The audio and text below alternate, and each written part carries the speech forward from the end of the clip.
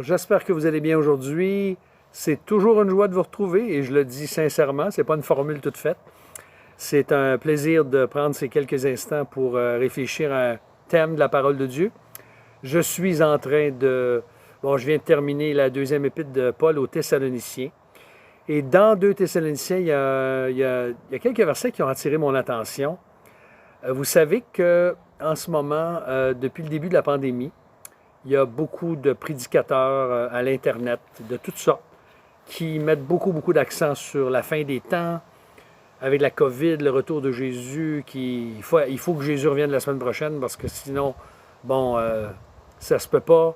Et pourtant, ça fait 2000 ans que des gens ont un discours semblable. En l'an 1000, les gens étaient convaincus que Jésus allait revenir. En l'an 2000, vous vous rappelez, pour les plus vieux d'entre nous, il y a eu des phénomènes comme ceux-là. Je me souviens en 1989, lorsque, bon, ça faisait déjà quelques années que j'étais chrétien, dans la vingtaine, euh, il y avait toutes sortes de conférences prophétiques sur la fin des temps, puis Israël et tout ça. Et puis est arrivée la chute du mur de Berlin. Alors, laissez-moi vous dire qu'il y a plusieurs conférences prophétiques qui se sont écroulées en même temps que le mur de Berlin, avec la Russie, puis Gog et Magog et tout. Tout ça pour dire, je lisais ce que Paul dit dans Thessaloniciens.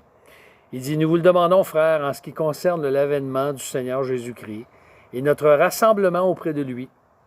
Ne vous laissez pas promptement ébranler dans votre bon sens, ni alarmer par quelque inspiration, par quelques paroles ou par quelques lettres qui nous seraient attribuées.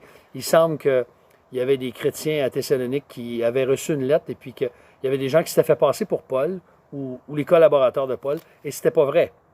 Il dit, comme si le jour du Seigneur était déjà là, que personne ne vous séduise d'aucune manière. Et si je dirais, je pourrais dire que ces paroles-là sont tellement percutantes en ce moment. Il y a tellement de séducteurs dans tous les milieux que personne ne vous séduise d'aucune manière. Car il faut auparavant, et là il parle de l'apostasie qui va arriver. Et ça me fait penser à ce que Jésus dit dans Matthieu 25. Il va y avoir des bruits de guerre et de tremblements de terre et des famines et tout ça. Et toutes ces choses-là sont déjà arrivées. Il y en a eu. Ça va continuer. Et il dit même que l'Évangile, il faut qu'il soit annoncé à toutes les nations. Et alors seulement viendra la fin. Alors, frères et sœurs, j'aimerais vous encourager aujourd'hui. Si vous êtes ébranlés dans votre foi, dans votre confiance en Dieu, avec les événements qu'on vit, c'est dur. C'est dur le confinement, c'est dur la COVID, c'est dur pour la santé mentale de plusieurs personnes. Beaucoup de gens sont angoissés. Les tentatives de suicide dans la société sont à la hausse et c'est préoccupant.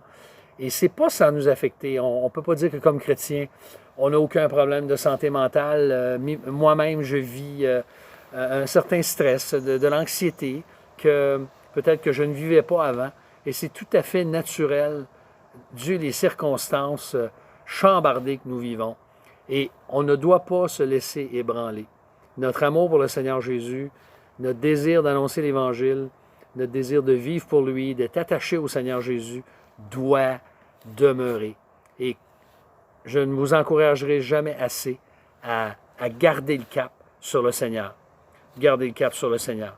Et comme il le dit d'ailleurs, de demeurer ferme et de retenir les instructions qui nous ont été transmises au verset 15 du chapitre 2. Alors j'aimerais prier que Dieu puisse consoler et fortifier ceux qui sont ébranlés en ce moment, ou séduits même. Seigneur, on veut te remercier parce que toi, tu demeures le rocher des siècles, tu es le même hier, aujourd'hui et pour l'éternité. Et ce n'est pas une pandémie, ce n'est pas des discours séducteurs qui vont changer ta nature, qui vont changer le fait que tu es souverain. Seigneur, tu demeures sur le trône. Et aujourd'hui, on veut se rappeler que tu es au contrôle de nos vies. Nous te prions pour tous les gens du personnel de la santé. Nous te prions pour tous ceux qui sont angoissés en ce moment. Viens à leur secours. Viens à notre rescousse, Seigneur. Nous dépendons de toi. Nous voulons nous confier en toi encore aujourd'hui et pour les jours qui viennent. Au nom précieux du Seigneur Jésus. Amen. Alors, à très bientôt, chers amis. On va se retrouver. Que le Seigneur vous bénisse.